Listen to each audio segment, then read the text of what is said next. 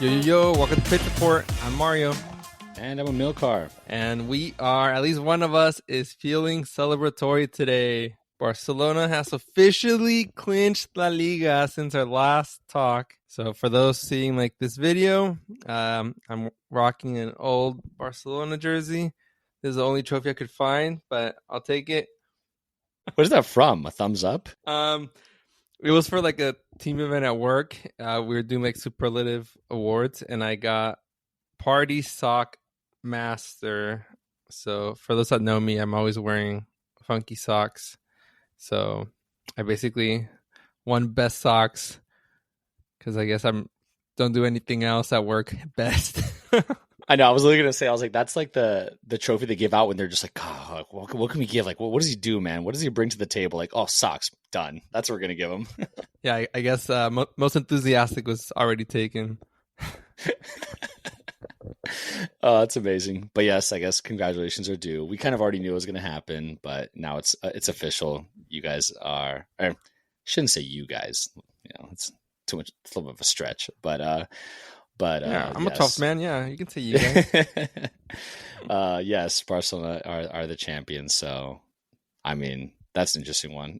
Honestly, we could probably get started with that. That wasn't even on the docket to even talk about, but like Barcelona winning. I was actually watching the celebration. Like I saw some clips on social media about like the celebration, and it's so funny how Barcelona trolls Real Madrid all the time. Like they trolled Vinicius with like the little beach ball because they make fun of him saying that he didn't win the Ballon d'Or. He won like the beach ball instead of like the Ballon d'Or, like or something like that. And then there was like some chants about like bow down to the champion or something like that, So just it's always funny, like the rivalry, but obviously I look at it from a very different perspective than you do. But I'm like living rent free, baby. Hey, it's part of being a rival, you gotta hate on the other side.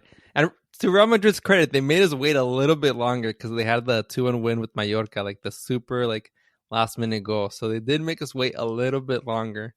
But ultimately we got it done.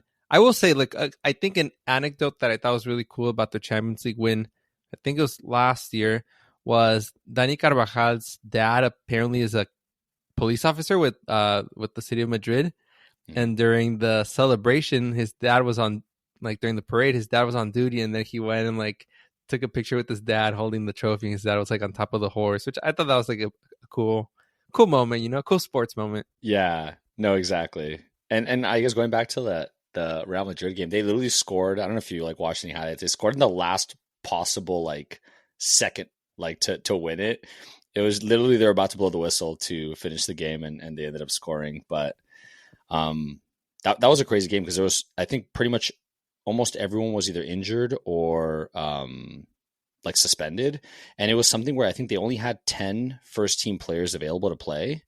And I didn't know, but I guess there's a rule in La Liga that you have to have 7 registered first team players on the pitch at all times. And so basically they were basically having to switch, like have some first team on the bench in order to just be able to like switch them in. But that's how many injuries they had. It was all like second team players that they had. Wow. That's probably like to keep teams from like stacking players or like kind of like saving them for like important matchups, right? Or like tournaments and things like that. It probably honestly has to do a lot with also kind of like the NBA, they have the problem with like people just resting and then just like load management or whatever, where like people come out to watch the team and it's like, oh, it's like a bunch of randos. You're just like, wait, I didn't pay to watch like some random dude on the practice squad like play basketball. Like I came to see like, I don't know, like LeBron or like Kobe or something, and then you end up like seeing these random dudes. Yeah, who's this number 86 guy wearing a Lakers jersey? Honestly, he looks like he could be a fan. Like, could be a fan that just stormed the court and like he doesn't look athletic, man. Like, what the heck? It's like the dude. Remember what team was it that you were saying that the guy that that looked super unathletic, the forward? What was his name? Oh, I'm blanking. Real Salt Lake, Diego Luna. Yes, it's like that guy. You're like, that guy could have been a fan, man. Yeah, like an unathletic fan. Yeah, just stormed the court until you see him play. But yeah, honestly, he could have just been a fan. But yeah, so I think that might be. I guess bringing up Diego Luna, Yeah, well, bringing up Diego Luna, we can come back to the MLS and just highlight. We've had 2 games since the last time we talked. San Diego FC played Colorado Rapids on a Wednesday, and then they had Sporting Kansas City this past weekend. Uh, we can start with the San Diego FC game. It was a 2-0 win against the Rapids, so we got to have our revenge following like the loss at Colorado a few weeks back.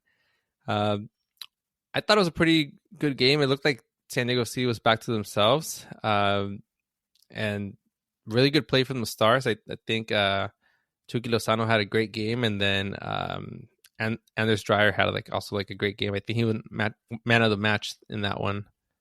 What were your thoughts, or what did you think? So it's very interesting. Like I think it's like when you look at the final scoreline, you're like, all right, sick, they won 2-0. Like you said, I think everything you said was spot on. But like when you look at the stats, like they had 28 shots on goal and you scored 2 goals. Like that's just like literally what's been going on the entire season we've talked about. It's like, dude, how do you guys have 28 shots on goal? And we'll talk a little bit about the Saturday match, but it's like a similar kind of thing. It's like that last like finish is what it seems like. They're just like, they just can't quite capitalize on that last pass or that last, like, I don't know, the finishing is what I think that they're struggling with the most. But once again, I think, Mario, we sound like broken records. Cesar Santos blocked penalty. That's a first. I'm sure we're probably going to bring that up at some point. Yeah. Oh, but yes. Yeah, first block penalty, and then that brought him to 5, and then after like the Sporting Kansas City game, he's at 6 clean sheets, which is pretty good. I think it actually has them at second in the league. Only the Minnesota keeper, I forgot his name, but he's Canadian. Oh, Dane St. Clair. He's got 7 clean sheets. And what's really impressive about him, he's got 7 clean sheets in 13 matches. So basically more than half the games he plays in, he'll get a clean sheet. Because CJ Dos Santos, for reference, has 6 with 14 matches. Still very impressive, almost like at a 50% clip rate. But still really cool what Dane St. Clair's doing for MLS and hopefully for Canada. But I agree, and you kind of like teased it that we'll get to it in like Sporting KC game. But yeah, like in this game, like not putting away more goals didn't really hurt us, but it kind of cost us like 2 points going to like the Sporting Kansas City game. Yeah, man, for that Sporting KC game, man, I feel like I was doing squats. Like I actually went to that game, and it was like, you like get up to like cheer, like, oh, okay, sit back down. You get up, like, oh, they're about to score. No, back down. I'm like, man, my legs are tired, man. Like from just getting up and down. Like everyone was just so ready to like for the stadium to just like explode, you know, with them finishing. And there was one that was super close. It was like basically open goal, and the defender just got in the way, and it was like, God, it's like the last pass, man. But so many good counters. Oh, that was early on, right? There was a couple. I mean, I think they had a ton of shots on goal there too. Okay. Yeah. But yeah, because I actually missed the game live, and then when I was watching the replays, I knew the scoreline, but there was a few times where I was like, oh, and like I almost believed that they were actually going to like score a goal. Like I watched like some wrong score or something, because some of the plays, it really did seem like they were just super close to it. And Sporting Kansas City had the one shot on target that they had that hit the crossbar. That was really close as well. So that could have been just like a few inches to the right, and we lose this game, even though we probably outplayed them in every other category. Yeah. No, it's funny you mentioned that you saw the score. I thought we talked about the last podcast that you don't look at the scores. You just watch the highlights, and you have Hannah, you know, click the thing for you. Man, you're lying to our audience. No, she wasn't available this time, and I just had to watch it. So, yeah. But you had a special guest at the game, right? Oh yeah, I took my mom to the game, and I think I was talking to her when we were there, and I was like, I think this might be like the first ever like live sporting event she's been to that doesn't involve high school athletes. What did she think? Did she like the stadium? Like, did she think it was fun? She loved it. It was a little bit of a bummer because it was like drizzling the first half. So we ended up watching like the first half from behind the goal, kind of where there's like a little overhang. So we were able to watch from there just because like it was raining. And then went to our seats for the second half, and she was like, wow, they look so far up from the ground. But then when you're here, like She's like, this is a great seat, like you can see everything so closely. But no, she was very excited about it. Oh, that's awesome. I'm glad she had a good time. Sorry it didn't rain, and sorry she didn't get to see any goals. I guess even one goal would have been kind of cool, but even if it was against us, but at least we got the tie, and I guess that puts us at, I think, 10 points in our last 4 games. So honestly, still pretty good. I think we just couldn't get like that finishing shot to really give us like the win. But overall, from my perspective, finishing aside, I think like San Diego FC played their game pretty well. Yeah, agreed. And I think that was like Miki Varas's like thing. He was like, look, at the end of the day, like out of the 3, getting 7 points out of the potential 9, that's huge. Like, we have to be happy about that too. Yeah, absolutely. And hopefully they can get another 3 next game. We're playing LA Galaxy, who I almost want to say, unfortunately, they haven't won a game in 14 games. So you always want to like treat every like rival with respect and not underestimate them. But statistically speaking, it should be a game where we could at the very least get a tie. So hopefully we can secure another win and keep the undefeated streak going. Which, by the way, if you go to a San Diego FC game with the Amilcar, you will not lose. At worst, you will see a tie. He remains undefeated in San Diego FC games that he's gone to. Thank you for finally putting some respect on my name, Mario. Yep, I am San Diego FC's lucky charm, or close to lucky. There've been 2 ties, but like you said, haven't lost yet, and not planning on it anytime soon. To keep it going, yeah, I guess the next one at home, I think, would be Austin at the end of the month.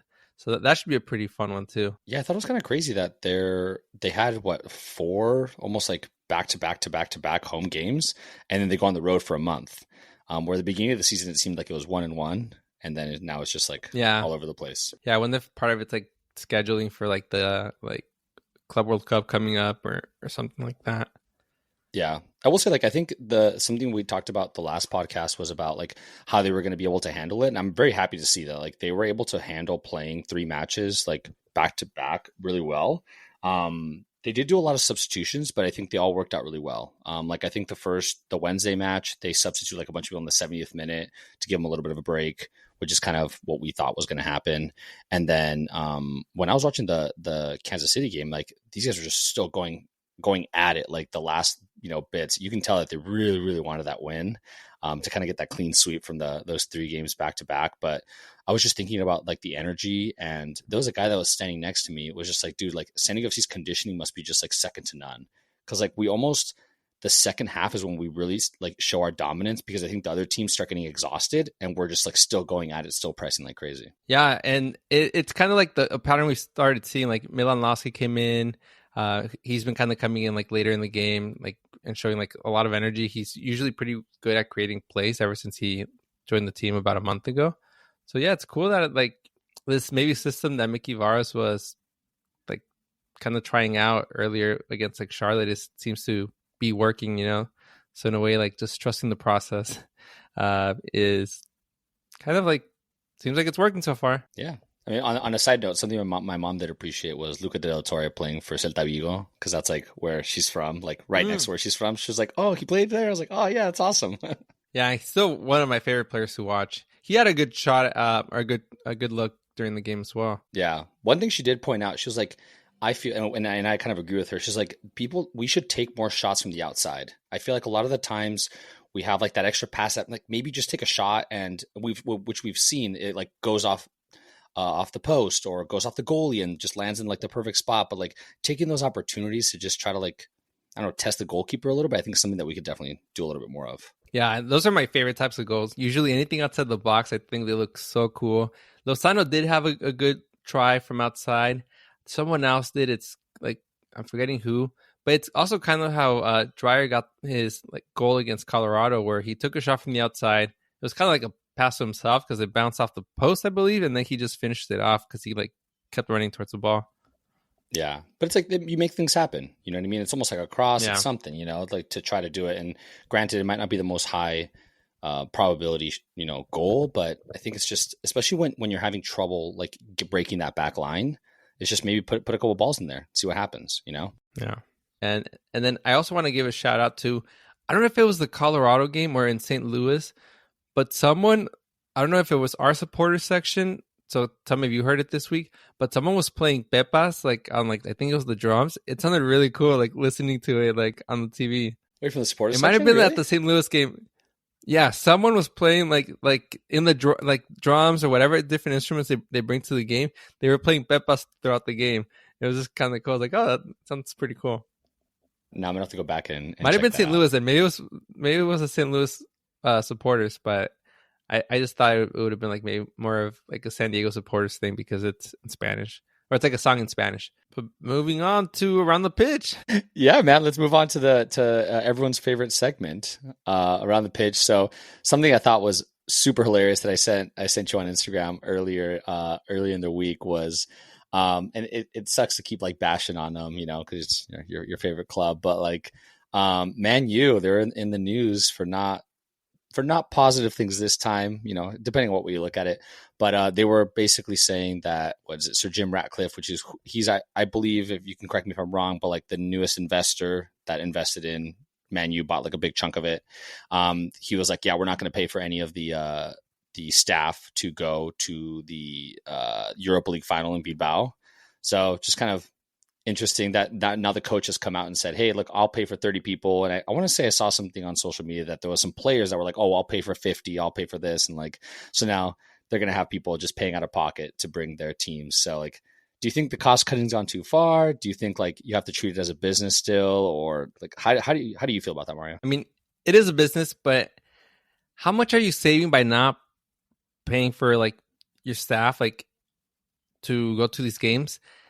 And how much is this negative press? What's the value you would put on the negative press? I'm sure it would net out to be cheaper, quote unquote, to pay for these people and not, one, have this like press, and two, like the morale that it hits to these people that are arguably part of your club. These are people that are going to help you, in theory, win the game, or at least have. If you see everyone in an organization, whatever small their role is, and like you and I work in big companies, one of the main things they try to do is have everyone buy into like whatever your job is, do your job well, because it will ultimately result in the success of this team or this organization, whatever it might be. And yeah, I can feel sometimes like it's hard if you're someone like in an office or that like you doing well at your job is going to make like Onana play better or like Bruno Fernandes. I don't know that score more anybody can do goals. that. Yeah, exactly. Yeah, they brought in coaches and they haven't necessarily been able to do that. Bruno Fernandes has been good, so he actually should be excluded from that comment. But what I'm saying is like you should like treat these people as part of the success of your team. And I don't know. I understand like this team has not been profitable since the 2008-2009 season. So I understand like, yeah, you need to maybe until the team wins more, which ultimately that's what it comes down. Like the team not playing in Champions League, the team not playing in these big tournaments is what loses its money. And then you have to do these things. And we've seen the opposite of it in San Diego, where you had a really bad baseball team. You put money into it. You got a good product on the field. You got good results. And now the fans, like on a random Monday night, sell out their stadium, where they even break attendance records on a random Monday game. So a lot of it comes down to winning. If you win more, you like can make more money, et cetera, et cetera. But ultimately, I think it's just a bad look, and maybe it's on purpose trying to send the message. What would you think if like Real Madrid was doing something like that? I mean, I think it's where you say it's a business, because I completely agree. Obviously, like at the end of the day, like they're the business people of the club, and if the club doesn't make money for a certain amount of years, there is no club that exists after that, right? So I think there's definitely a healthy balance. Thankfully, and I know as a Barcelona fan, you probably, and I'm not taking a shot, but like you probably have to like have thought about that, a lot, like in the last handful of years. And it's like, can you buy players? Can you not? Like, is this going to be a club anymore? There's been all sorts of like crazy things that have gone around. So I think there's definitely a healthy balance, but I would say that, yeah, like tradition is probably a big thing too. And like you mentioned, I think that the negative press you're getting is probably not going to be worth the fact that like, you're not going to, you're not paying. I don't know how much it costs, like you said. But they're playing in northern Spain. It can't be more than like an hour flight, like if that. You know what I mean? Yeah, like, get them on a Ryanair flight. Ryanair flight. Yeah, exactly. You see, yeah, I would even say put him on a. I guess Manchester's a little bit further, but put him on a train if anything. You know, yeah, it's northern Spain. Like, Yeah. Well, actually, I have a good one for you here, Mario. So there was only, and I don't know if you've already looked this up, but there was only 6 profitable clubs that made money in the EPL last year. Do you think how many of them do you think you can name of them? well, I know Manchester United was not one of them. Okay, and you have the list in front of you, or Yeah, Man U was actually the least profitable. They lost the most money out of the entire EPL. All right, so I will say Manchester City. Okay, I will number say, 2. Okay, Liverpool. Nope. Liverpool lost a good amount of money. They lost 43 million. Oh wow. Okay. Who had I'm going to say Aston Villa. Nope. Oof. Oh man. Aston Villa was the second most loss, 85 million. Oh wow. You're on the opposite end. Yeah. Arsenal. No, they lost 17 million. One of them's a big London team. Oh, I guess the other London team. Spurs. Oh wow. I guess the other London team. Okay. Sorry. Wait. There's a lot of London teams. Okay. I was gonna say West Ham next, but I think you're referring to Chelsea then. Yes, and actually, West Ham is number 3. Chelsea's number 1. Okay. Chelsea made 130 million. So you got 3 more, and they're pretty I would venture to say smaller teams. Okay. What's the one that named the guy from Argentina used to play at? But Brighton. Wow, I did not think you were gonna get that. Yeah, that's the fourth one. Yeah, I think they had a few transfers, so maybe they made some money. And then the other one's like a smaller team. You said too, right? Yeah, I mean, depends on who you ask. I'm not trying to disrespect anybody. Okay. I'm gonna go with Newcastle. No, they were close. They lost 11 million. I'll give you the last 2. It was Nottingham Forest and Southampton. Are the other 2 that made a little bit of money. So crazy enough, like there's some smaller teams, like so to speak, that are profitable. But a lot of it I think has to probably do with player signings, right, or being able to sell players for a good amount. Because I think the fandom, I want to say, in the EPL is pretty similar. Like I think they're pretty much selling out all the stadiums. Like I haven't seen an EPL game where they're not sold out. Yeah, that's true. They're pretty loyal fan bases too. Well, Southampton should have maybe reinvested some of the money they made because they ended up getting relegated. They came out 20th this year. But I saw you typing away. I was like, oh, here we go. Mario's gonna look something up. I just wanted to confirm. I was like, did they get relegated this year or last year? But yeah, it's this year. Well, they're going to be taking some losses here soon. But speaking of relegation, you want to talk about your one of your favorite stories that you've been following for a while? Yeah, in honor of, and we're not sponsored, but we'd be open to it. But Wrexham getting promoted, or not getting promoted, sorry. Wrexham season 4 premiering on Disney Plus and Hulu this past week. I kind of spoiled it, but they got promoted again, essentially. So they are the first English team ever. And I don't know if it applies to anywhere else in Europe, but to get promoted back to back to back. So basically, they went from the 5th tier in English football. Now they are going to be playing in the Championship, which is the 2nd tier of English football. Which, in and of itself, it's an amazing story because, yeah, obviously, like the celebrity of it, like gives you an advantage, especially in like the lower leagues. But the higher they've gone up, the more difficult it gets. Like there's a lot of other factors that come into play to like actually getting promoted. So yeah, I've been following the series. It's really interesting, especially at the like second season. After season 3 and 4, it kind of seems like they're just like pulling at anyone from the street. Like, oh, you're from Wrexham, tell us your story. How can we like connect it to the soccer team? But what do you think about a team like getting promoted 3 times? Like honestly, in any like soccer league. Yeah, I mean, I think it's crazy. I think the fact that some of these soccer leagues have even 5 divisions even exist is just mind-boggling to think of, right? And I want to say that I saw, or you were mentioning the other day about the Championship being rated maybe like a top like 6th league, right? Like comparative. That's why, I said that, but I actually checked before this episode, and they're 11th, and they're on the criteria. It's called Opta Analyst, so this is like some analysis firm or something. And like they basically gave like an average like score of each team, and they have each team is average 77.6, and for reference, MLS is 78.2. So it's very much on par with like the soccer you and I see every week. So it's pretty competitive. So now, and this is essentially like a team, like they were in like the National League, which was like the last league where it's still considered like pro soccer. So I don't even know what's like the equivalent of this. I don't know if it would be like maybe like a good college team now basically being playing in MLS. Yeah, and I guess my question to you is are they do they have the same players, or every year are they just like signing new players to kind of compete better? They've definitely gotten reinforcements throughout like the different like levels that they've gone up. But what's been really cool for me like to see is they've kept some of their players. Like they had like when they were still in the National League, they like bought a guy that was in like I think like League Two or League One, which is like the league that they just like got out of, and they brought him down, and they've kept him the whole time. And I thought that maybe they would have dropped him by now, but he's still been part of it.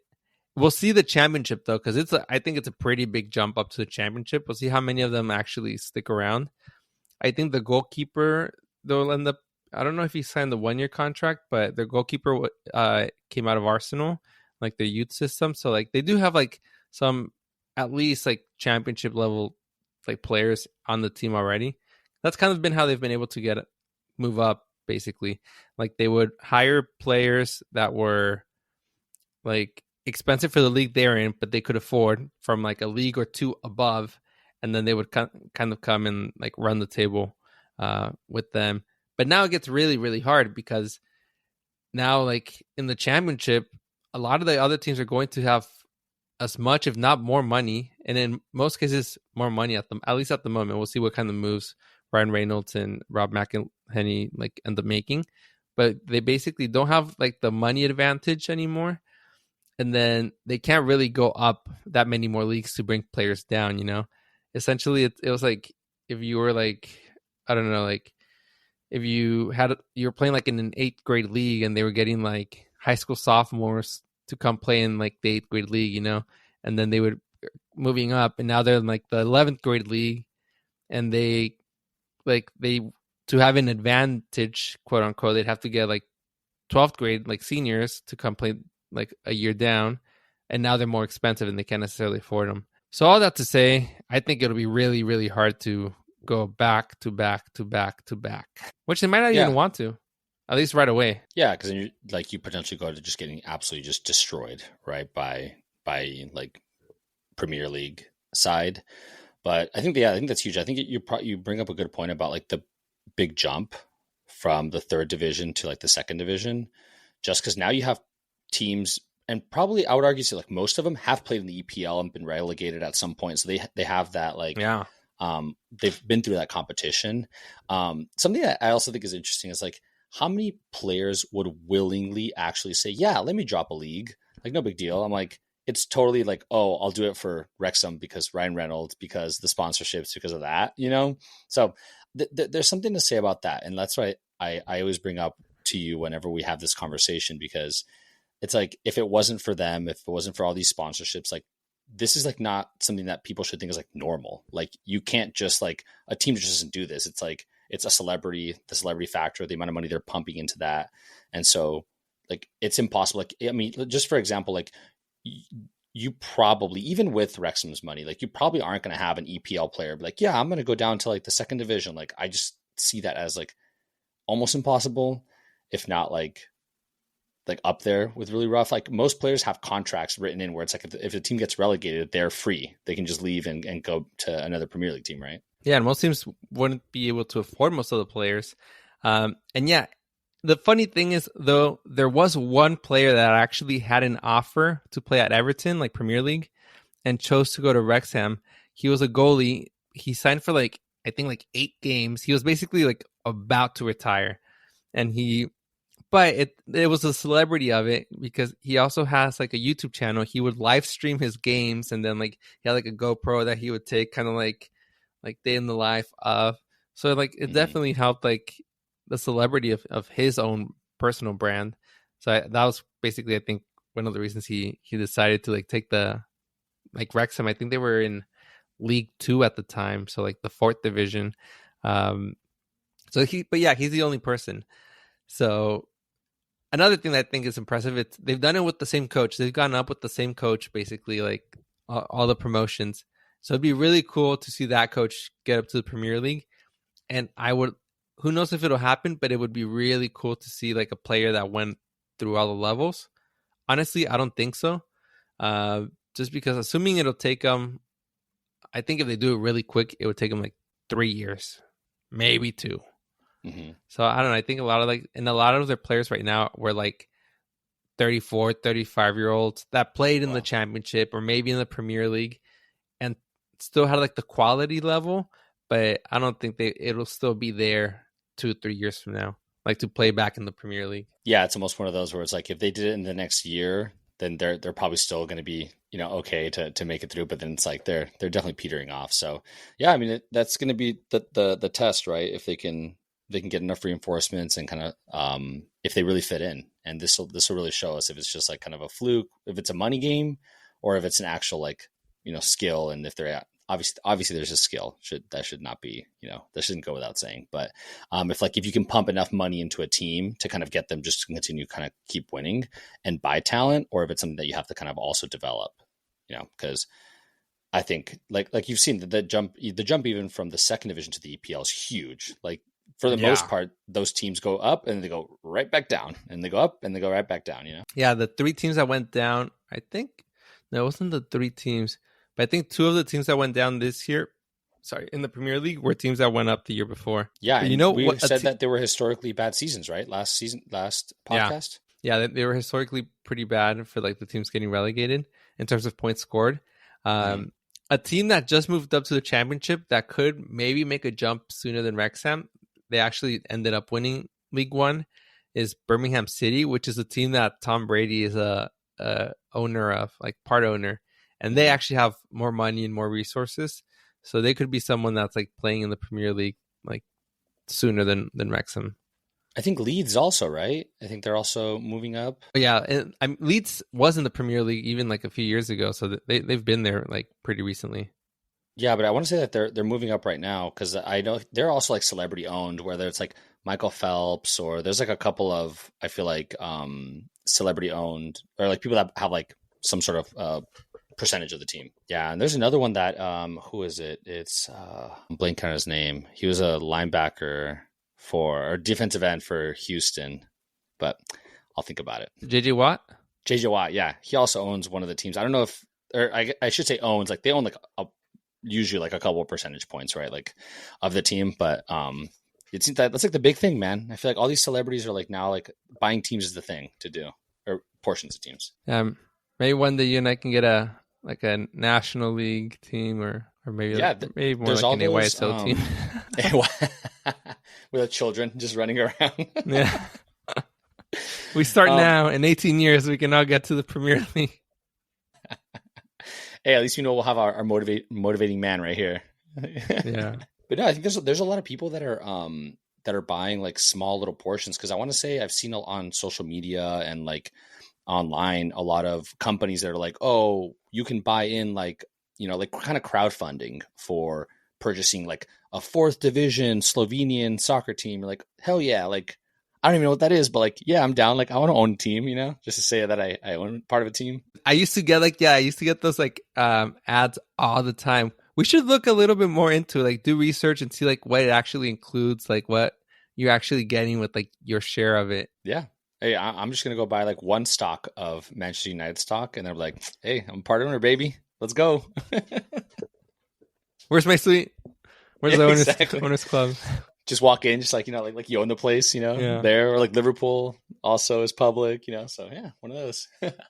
Yeah. You know what? You give me an idea for birthday's coming up, Amilcar. Maybe I'll get you a share. One share of Manchester United stock. Honestly, it's probably a great gift. It's thoughtful. Yeah. What about a Barcelona one? Would that make you convert? What percentage would you have to receive? Like to what? To be a fan? Yeah, at least root for them. I mean, that's rough, Mario. I mean, if I owned like 0.1% of Barcelona, I'd be a millionaire. Like immediately 0.1%, because they're worth probably like $4, $5, $6 billion. So it's like It's like, are you saying like, oh, how much money would it take to buy my fandom? Like, I'd like to say no, never, none.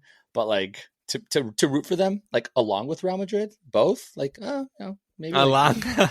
yeah. I don't know that I would say like, oh, I'm going to be a Barcelona supporter and then not a Real Madrid supporter. Definitely not. I'm not going to pull They'll be my number dad. 2. My number 1's taken, but they'll be my number 2. Hey, my side chick, you know. My side chick. You know, we're not endorsing that, by the way. Yeah, but, hey, we're making progress. We were enemies at the beginning of the episode. Now, considering a number 2. Man, this episode has gone off the rails. Yeah. Well, okay. Before we get you in trouble with basically everyone you know, I did want to cover a few of the trophy droughts that have ended, and this is going to segue into the Europa League final that's upcoming this week on Wednesday.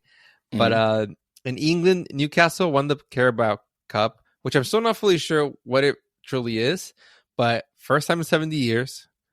Crystal Palace won the FA Cup, first trophy ever. Bologna, I don't know if I said it right, won the Coppa d'Italia, first time in 51 years. And then Go Ahead Eagles, and that's the name of the team. We talked about YSO. That sounds like an YSO name. They won the Dutch Cup, first time in 92 years. So we have the Europa Cup on Wednesday. It's Manchester United and Go Ahead Tottenham, who's have never won a tournament, or like not a tournament, but like a cup. So I'm actually kind of like following all of these like things happening. It might actually be the year Tottenham wins their cup if you follow this pattern. Also, famous former Tottenham player Harry Kane won the Bundesliga too, so he ended his trophy drought. I mean, both teams have been pretty like mediocre in the Premier League. So just like this stat makes me give the edge to Tottenham. I hope not, but we'll see. I mean, it's one of those where I feel like the Europa League comes and they just turn to different teams, like Real Madrid's done in the past, where it's like La Liga terrible, and then Champions League comes, like they're like a different beast, you know. Yeah, but it's one game, man. Anything can happen, I think, and they're going to be playing their hearts out because, like we were saying, Man U, it's like, all right, we want to play Champions League soccer next year, to like, because I think that's a big draw for signing players, which Man U obviously has the financial ability to do. So being able to play Champions League soccer and then also just winning a title, you know, this year, even though it's like been one of their like a worst terrible year. I mean, we can sign players if they don't mind flying coach or paying for the upgrade to flights or to games. Like Man United's newest sponsorship, Ryanair, baby. Yeah. Or EasyJet, one of those. Come on. I mean, yeah. I mean, I watched like some clips of like the Crystal Palace fans, like how happy they were, and it is something sweet. Like we are spoiled, like that we have teams that we like that have consistently won, but also as Padres fan, where we've seen like the flip side of it, where we've never won a trophy. I have a warm spot for like those fans as well. You know, like I feel like if you've been a loyal fan for years, it'd be nice to like have that one day, that one time where you know, like, hey, like at least we won it this one time. Because a lot of like teams, and usually it's like a smaller team, like the one thing they can hold on to is like when we made it to that final or when we upset that team in the semifinal, but like not even like a trophy to show for it. So we'll see what happens on Wednesday, but I think you can find like a silver lining on anything. Yeah, I mean, either result, one, I guess.